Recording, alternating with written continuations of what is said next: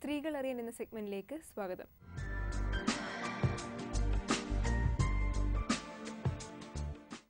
ഇന്ന് നമ്മോടൊപ്പമുള്ളത് ഡയറക്ടറും ഗൈനക്കോളജിസ്റ്റുമായ ഡോക്ടർ സ്വീറ്റിയാണ്. Punarjani super speciality hospital, Peroorkada, Trivandrum.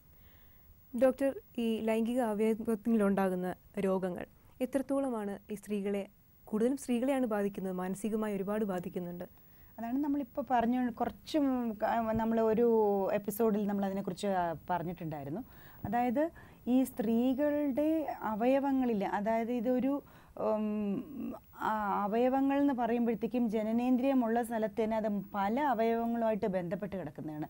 എന്ന് വെച്ചാൽ അതിൻ്റെ മുമ്പേ മൂത്രസഞ്ചിയുണ്ട്, അതിൻ്റെ പുറകെ മലക്കുഴലുണ്ട്.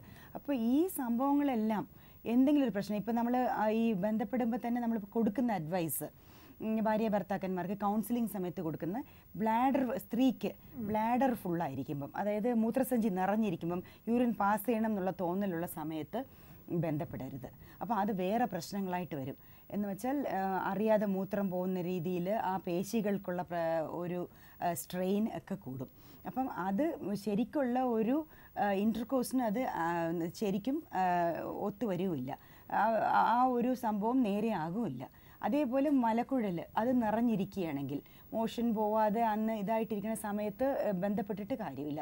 അപ്പോഴത്തേക്കും ആ ഒരു പ്രശ്നവും ആ സ്ത്രീക്ക് ഒരു ഫ്രീനെസ് കിട്ടത്തില്ല. ഫുൾ സ്റ്റൊമക്കിൽ ഒരുപാട് കഴിച്ചിട്ടും ബന്ധപ്പെടാതിരിക്കുക. ഇങ്ങനത്തെ കാര്യങ്ങൾ നിസ്സാരം മനസ്സിലാക്കേണ്ടതാണ്. അതുപോലെ തന്നെ ഈ മലക്കുഴലിലും മൂത്രസഞ്ചിയിലും ഉള്ള അസുഖങ്ങളും ഇത് ഉള്ളവർ അത് ഒന്ന് കറക്റ്റ് ചെയ്തിട്ട്, അറിയാതെ മൂത്രം പോകുന്ന ഒരു അസുഖമുണ്ട്, സ്ട്രെസ് യൂറിനറി ഇൻകോണ്ടിനൻസ്. അപ്പോൾ ഈ ബന്ധപ്പെടുന്ന സമയത്ത് അറിയാതെ യൂറിൻ അങ്ങ് പോകും. അത് സ്ത്രീക്ക് ഏറ്റവും കൂടുതൽ മാനസിക തകർച്ച ഉണ്ടാക്കുന്ന ഒരു സംഭവം. ഒത്തിരി പേഷ്യൻസ് അങ്ങനെ വന്നിട്ടുണ്ട്. അപ്പോൾ അതിനിപ്പം നല്ലൊരു ട്രീറ്റ്മെൻ്റ് ഉണ്ട്. വെജൈനൽ ടേപ്പ് എന്ന് പറഞ്ഞൊരു സിമ്പിളായിട്ടുള്ള ഒരു ടേപ്പ് ഇട്ടിട്ടുള്ളൊരു സിമ്പിൾ സർജറി, ഒരു ട്രീറ്റ്മെൻ്റ് ഉണ്ട്.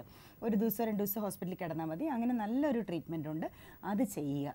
എന്നിട്ട് ഈ കാര്യങ്ങളൊക്കെ നേരെയാക്കി, ഇപ്പോൾ പൈൽസ് ആണെങ്കിൽ പൈൽസ് ക്യൂർ ചെയ്യുക. അങ്ങനെയൊക്കെ ഉള്ള സംഭവങ്ങൾ ചെയ്തു കഴിഞ്ഞാൽ ഈ ഒരു അവസ്ഥയിൽ നിന്ന് മാറി കിട്ടാൻ പറ്റും. നല്ലൊരു ലൈഫിലേക്ക് ഒന്നാമത് ഹെൽത്ത് നേരെയാവണം, പിന്നെ ജീവിതത്തിൻ്റെ ഈ മാനസികമായിട്ടും ശാരീരികമായിട്ടും എല്ലാ രീതിയിലും ഒരു സ്വസ്ഥതയും ഒരു സമാധാനവും വേണമെങ്കിൽ ഇത്തരത്തിൽ നമ്മളുടെ അസുഖങ്ങൾ എല്ലാ തരത്തിലുള്ളതും മാറ്റേണ്ടി. ഇപ്പോൾ ഈ ഡോക്ടർ പറഞ്ഞതുപോലെ എന്താണ് വേദനയെന്ന് നോക്കിയിട്ട് കറക്റ്റായിട്ട് ഒരു ഡോക്ടറിനെ കൺസൾട്ട് ചെയ്ത് അതിനുള്ള പ്രതിവിധി, അതിനുള്ള മരുന്ന് കഴിക്കുക.